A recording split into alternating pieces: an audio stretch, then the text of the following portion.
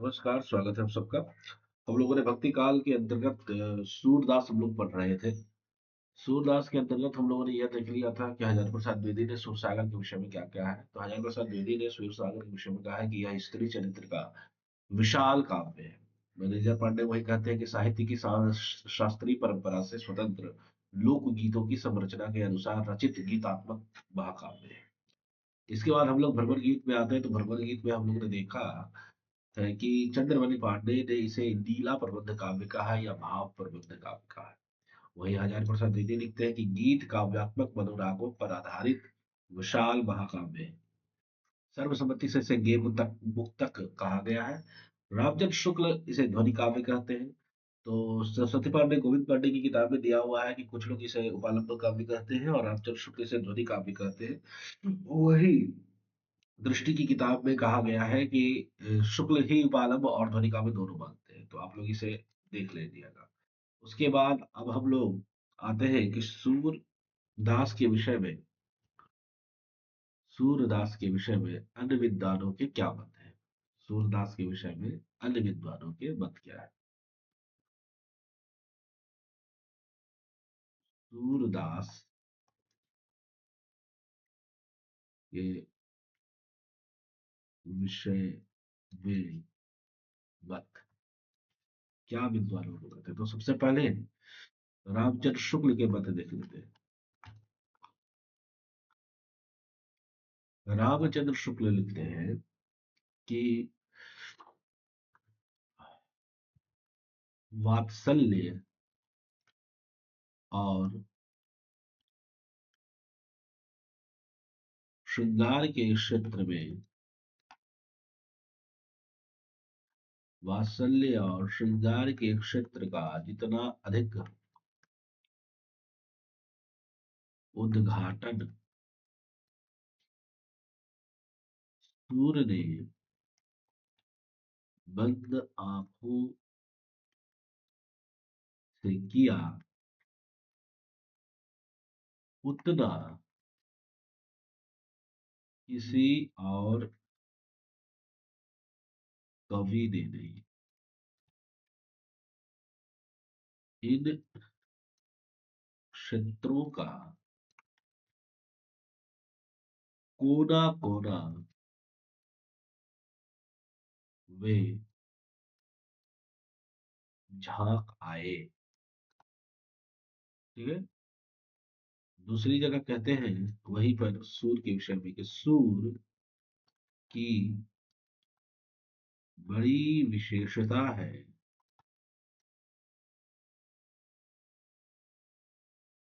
नवीन प्रसंगों की उद्भावना। ठीक है। प्रसंगोद्भावना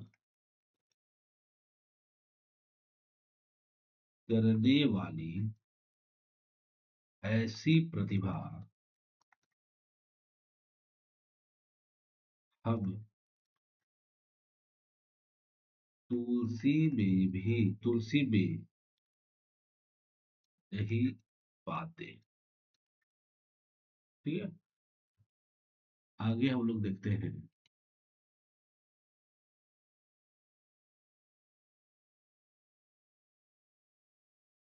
आगे है हजारी प्रसाद द्विवेदी क्या लिखते हैं। तो हजारी प्रसाद द्विवेदी लिखते हैं कि सूरदास जब अपने विषय का वर्णन शुरू करते हैं तो मानो अलंकार शास्त्र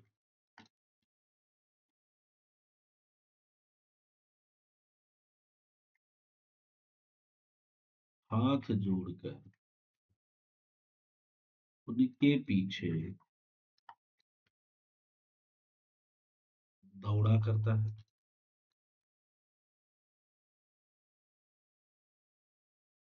दूसरा, उपमाओं की बाढ़ आ जाती है। रूपकों की रूपकों की वर्षा होने लगती है।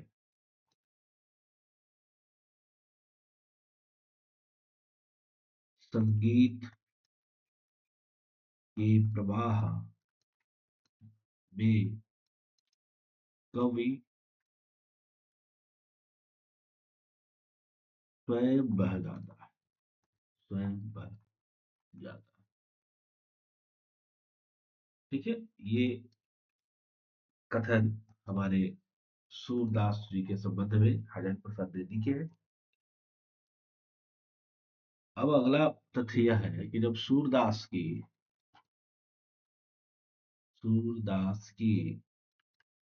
मृत्यु पर विठलनाथ क्या कहते हैं, तो लिखते हैं कि पुष्टि मार्ग को जहाज जात है, जाए कछु लैनो हो, कछु लैनो हो, सो लेव। ये कथन किनका है, तो ये विठलनाथ का है। और सूरदास के अगर हम अंतिम पद कहें, दो पंक्तियां इन्होंने लिखी। खंजन नयन रूप रस बाते, अति सचारा चपल अनियारे, पल पिंजरा न समाते। तो ये कथन सूर के अंतिम कथन है। और हम लोग जानते हैं, अगर विशेष रूप से हम लोग जानते हैं कि वात्सल्य इन्हें वात्सल्य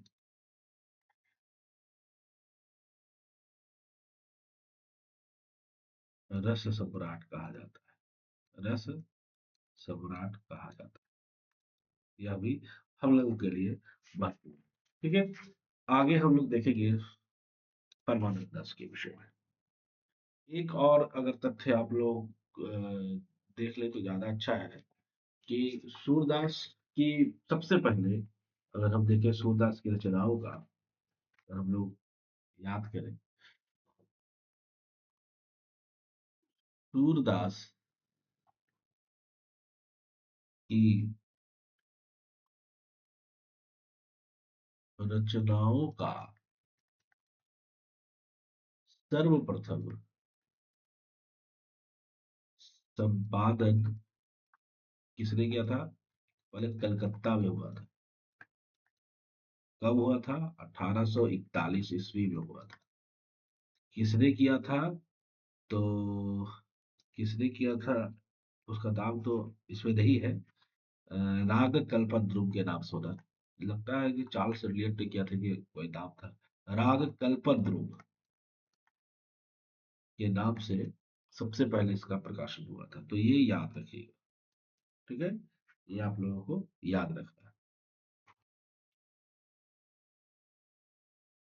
आगे हम लोग विचार करेंगे। आगे हम लोग विचार करेंगे किनके विषय में, तो और इनकी जो अन्य रचनाएं हैं, क्या उनके विषय में मैंने बतला दिया है? एक मिनट में देख लूं।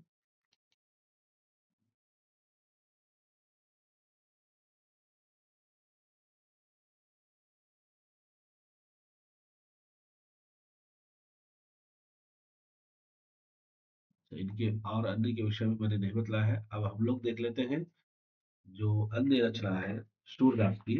और सूरदास की अन्य रचना क्या है? सूर सारावली। क्या है? एक रचना बन जाती है सूर सारावली, और एक रचना बन जाती है साहित्य लहरी। साहित्य लहरी। ठीक है। तो सूर सारावली के विषय में 1107 छंद है, पहली चीज। दूसरी चीज, संसार को होली का रूपक मानकर रचना की गई।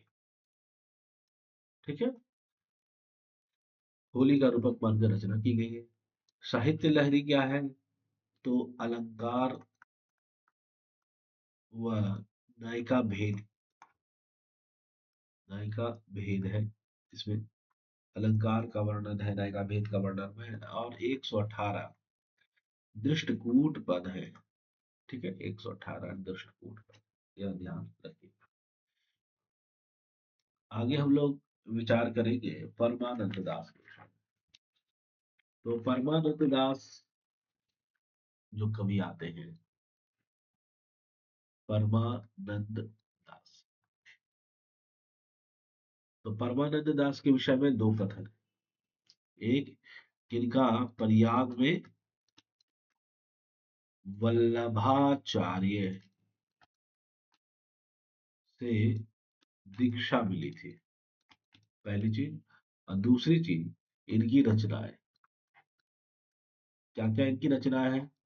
तो पहला, परमानंद सागर। परमानंद सागर पहली चीज।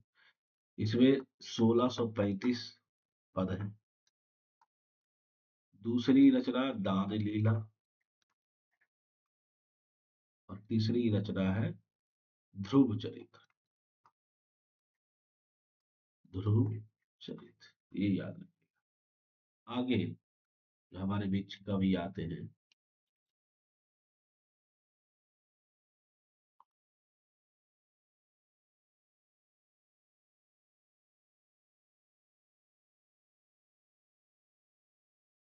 आगे हमारे बीच जो कवि आते हैं उनका नाम है कृष्णदास।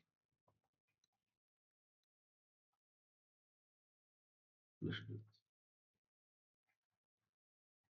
कुदबी जाति के थे। कुदबी जाति के थे। दूसरा, इनकी रचनाएं। इनकी रचनाओं के विषय में पहला, जुगलमान चरित्र। जुगलमान चरित्र पहली। इन्होंने भी एक भ्रमर गीत लिखा, भ्रमर गीत। और इन्होंने एक और रचना लिखी, प्रेम तत्व निरूपण। तो प्रेम तत्व निरूपण भी इनकी रचना है, यह भी ध्यान दीजिएगा। उसके बाद आते हैं गोविंद स्वामी। तो गोविंद स्वामी के विषय में वर्णन है कि ब्रजमंडल के महावन नामक स्थान में निवास रहते थे। ठीक है। दूसरी चीज, तानसेन इनसे संगीत सुनने आता था, सीखने नहीं, सुनने आता था। इनका संगीत सुनने, तानसेन संगीत सुनने आता था। और तीसरी चीज कि इनके पदों का संकलन गोविंद स्वामी के पद के नाम से। ठीक है। आगे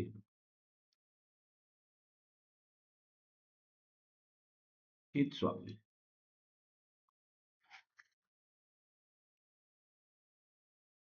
बीरबल के ये पुरोहित थे। दूसरा,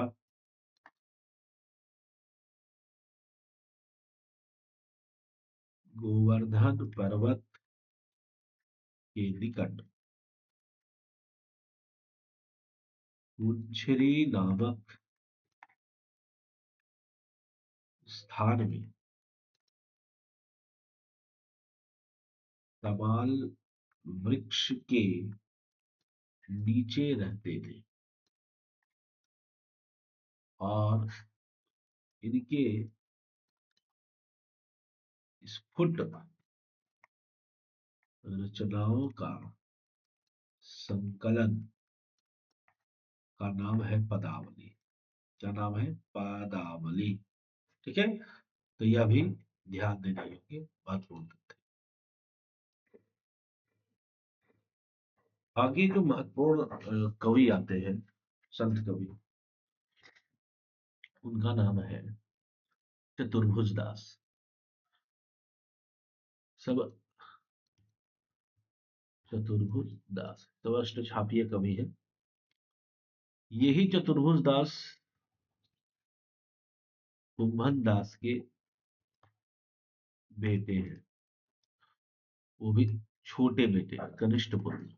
ठीक है, और इनकी रचनाएं कौन कौन सी हैं?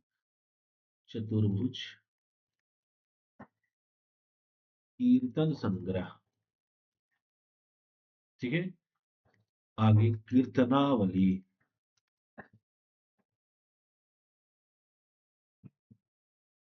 और दानलीला। एक, दो, तीन, तीन रचनाएं इनकी। आगे जो सबसे महत्वपूर्ण कवि आते हैं, जिनका नाम काफी लिया जाता है, वह कवि है नंददास। नंददास के विषय में सबसे महत्वपूर्ण बात यह है कि इनकी जो रचनाएं हैं, बहुत सारी रचनाएं हैं, पहली चीज। और इन्हें, पहली चीज तो ये कि इन्हें जड़िया कहा जाता है। उपनाम, उपनाम या इसे उपाधि कह सकते हैं, उपाधि। तो लोग कहते हैं कि और कवि गढ़िया, और कवि गढ़िया, और नंददास जड़िया, ऐसे करके पंक्ति आती है। ठीक है, तो और कवि गढ़िया नंददास, और कवि गढ़िया और नंददास जड़िया, उन्होंने अभी सुना। ठीक है,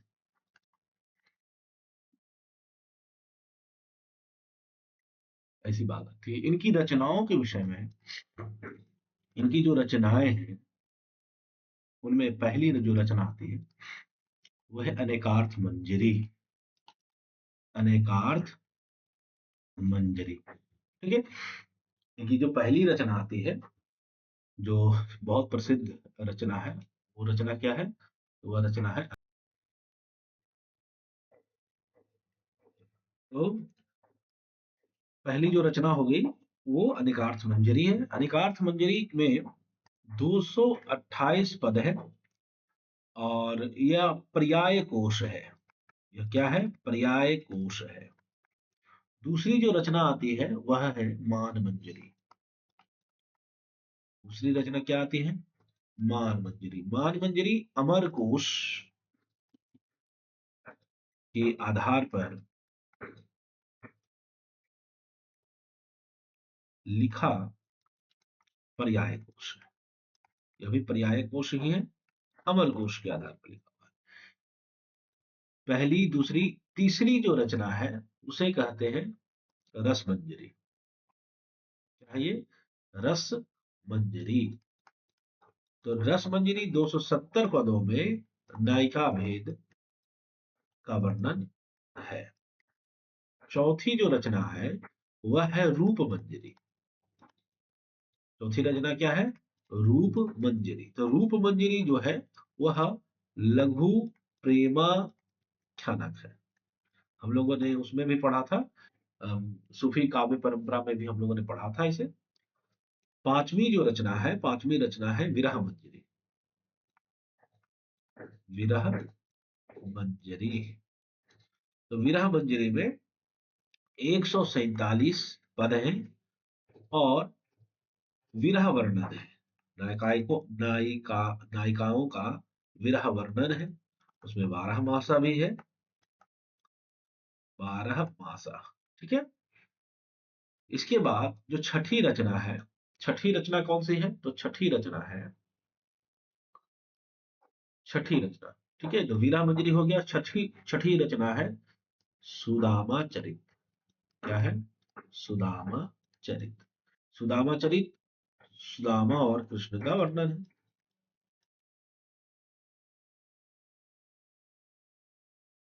सुदामा कृष्ण का यहाँ वर्णन है। सातवीं जो रचना है वह है प्रेम बारह खड़ी। प्रेम बारह खड़ी, ठीक है। आठवीं जो रचना है वह है श्याम सगाई। श्याम सगाई 63 पद हैं इसमें, और श्याम श्यामा का विवाह है, की सगाई का वर्णन है, ठीक है। नौवा है रुक्मिणी मंगल। नौवा क्या है? रुक्मिणी मंगल। तो रुक्मिणी मंगल में क्या है? रुक्मिणी मंगल, ठीक है। तो रुक्मिणी मंगल में 90 पद हैं और विवाह काव्य है। 10वां जो काव्य है वह है भंवर गीत। भ्रमर गीत, ऐसा कहा जाता है कि भ्रमर गीत के बाद जो सूरदास का भ्रमर गीत है, उसके बाद जो श्रेष्ठ भ्रमर भ्रमर गीत जो आगे लिखा गया वह भंवर गीत ही है जो नंददास ने लिखा है, ठीक है। तो 216 छंद है और गोपी उद्धार वर्णन है।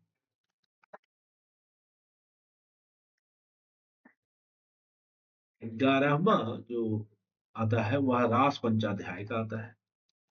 यह भी बहुत ही प्रसिद्ध ग्रंथ है। रास पंचाध्याय में रासलीला का वर्णन है कृष्ण के,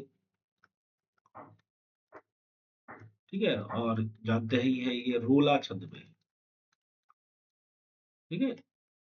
12 नंबर में जो रचना आती है वो सिद्धांत पंचाध्याय है। सिद्धांत पंचाध्यायी। सिद्धांत पंचाध्यायी कृष्ण की, इसमें भी रासलीला का ही वर्णन है। 13वीं रचना है दशम स्कंद भाषा। इसमें 700 पद है, और 10वें स्कंद जो भागवत का 10वां स्कंद है, भागवत का जो 10वां स्कंद है, 10वें स्कंद का भाषा अनुवाद है, ठीक है। तो यह ध्यान रखिए। आगे जो महत्वपूर्ण तथ्य हमारे बीच आते हैं वे हैं, आगे जो महत्वपूर्ण तथ्य हमारे बीच आते हैं उसमें तो एक ये कि जो रास पंचाध्याय है, जैसे कि मैंने बताया रास पंचाध्याय, तो यह किस छंद में है? तो रोला छंद में है। रोला छंद में है, ठीक है। और रास पंचाध्याय को, इसी रास पंचाध्याय को गीत गोविंद कहा गया है। वियोगी हरि ने कहा, वियोगी हरि ने इसे हिंदी का गीत गोविंद कहा है। किसे? हिंदी का, हिंदी का गीत गोविंद किसने कहा? वियोगी हरि। वियोगी हरि ने, वियोगी हरि ने, ठीक है। यह भी आप लोग ध्यान रखिएगा। और भंवर गीत के विषय में मैंने बताया है कि सूरदास के भंवर गीत के बाद जो सबसे ज्यादा महत्वपूर्ण अगर भंवर गीत कोई है तो यह भंवर गीत ही है जो नंददास ने लिखा है। आगे है जो नया संप्रदाय हमारे बीच आता है वह है सखी संप्रदाय। सखी संप्रदाय, ठीक है। सखी संप्रदाय के विषय में क्या तथ्य है? इसमें जो पहले कवि आते हैं आते स्वामी हरिदास। स्वामी हरिदास, इनके विषय में क्या तथ्य है? तो पहला तथ्य है वृंदावन में इन्होंने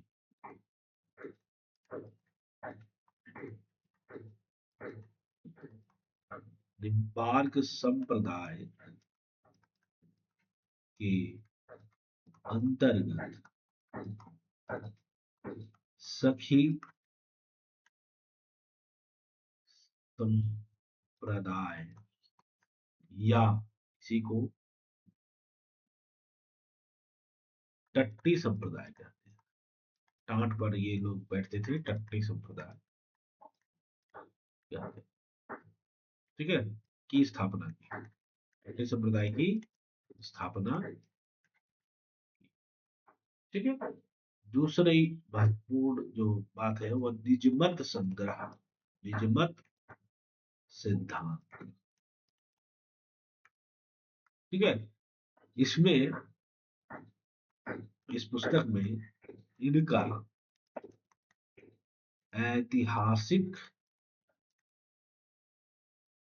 परिचय मिलता है। ठीक है, यह निजमत सिद्धांत किसकी रचना है? तो किशोर दास की रचना। ये जो हरिदास हैं, इन्हें तानसेन का गुरु भी माना जाता है, तानसेन का गुरु। इनकी रचनाएं यदि हम लोग देखें तो पहली रचना है सिद्धांत पद, सिद्धांत के पद, और दूसरी रचना है केली माला 110। ठीक है, यह भी ध्यान दें। इन्हीं के भाई यानी जो हरिदास हैं, हरिदास के भाई थे कौन? जगन्नाथ गोस्वामी। ठीक है, इन्होंने रचना की, इन्होंने एक रचना की। वो रचना क्या की? इनकी रचना का नाम है अनन्य सेवा निधि, अनन्य सेवा निधि। ठीक है, अनन्य सेवा निधि। इनके जो स्वामी जगन्नाथ के पोते कौन थे? तो बिहारी दास थे। ठीक है, जगन्नाथ के पोते कौन थे? बिहारी दास थे। बिहारी दास सखी संप्रदाय के एक श्रेष्ठ कवि थे। पहली चीज, इनका मूल नाम यानी वास्तविक नाम था हरि नाम। ठीक? तीसरी चीज कि गुरुदेव के नाम से ये प्रसिद्ध है, अपने संप्रदाय गुरुदेव के नाम से अपने संप्रदाय में प्रसिद्ध। तीसरी महत्वपूर्ण चीज कि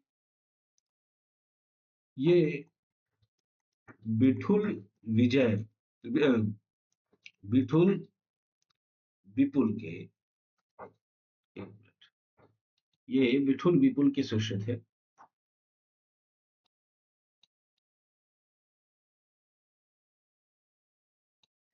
ये बिठुल विपुल के शिष्य थे।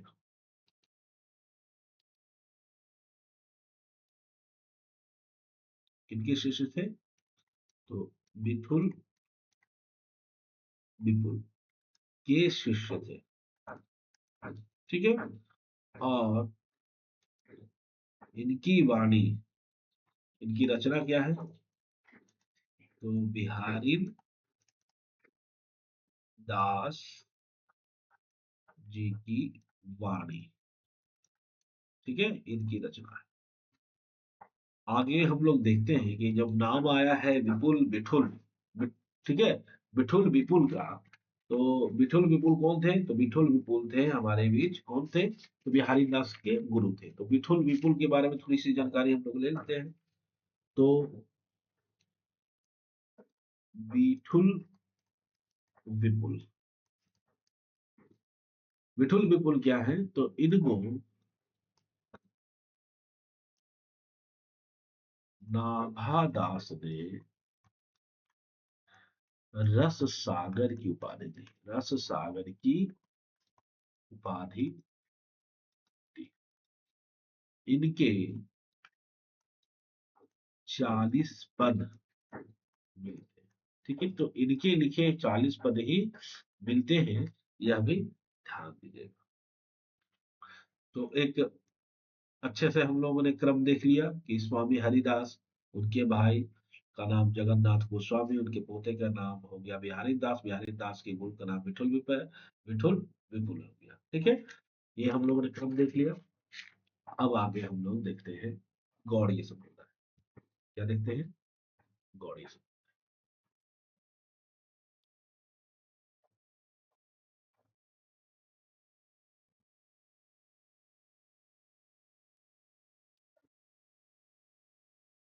हम लोग देखते हैं गौड़ीय संप्रदाय।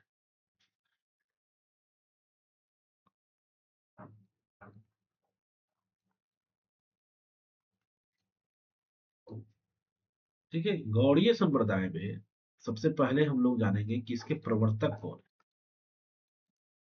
तो चैतन्य महाप्रभु। चैतन्य महाप्रभु। चैतन्य महाप्रभु का मूल नाम विशंभर मिश्र है। दूसरा, घर में इनका क्या नाम है? निमाई गौर गौरांग। ठीक है, इनका दार्शनिक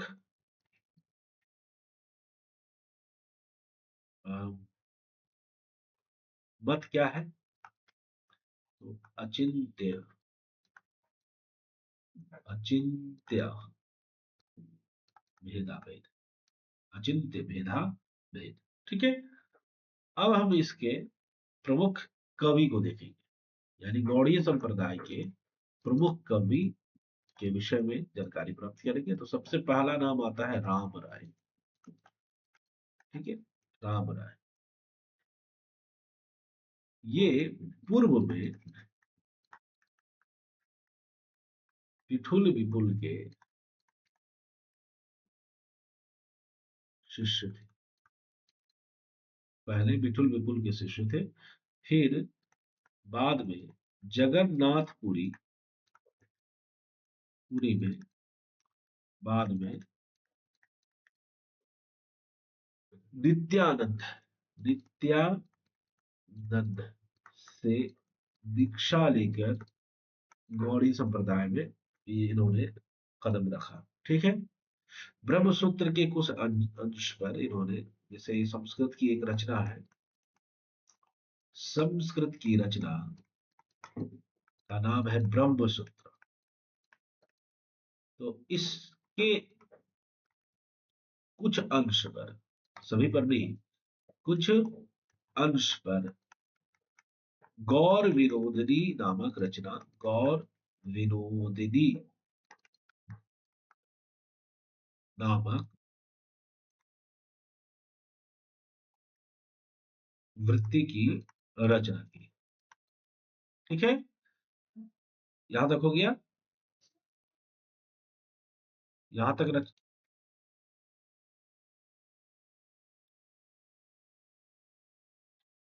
अब हम आगे क्या देखेंगे? तो इन्होंने गौर विनोदिनी नामक वृत्ति की रचना की। दूसरी चीज कि गीता, श्रीमद् भगवत गीता पर गौर भाष्य, गौर भाष्य तथा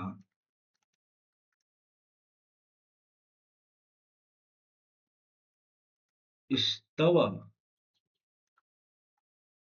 पंचकम नामक ग्रंथ की रचना, और गोविंद तत्व दीपक की रचना।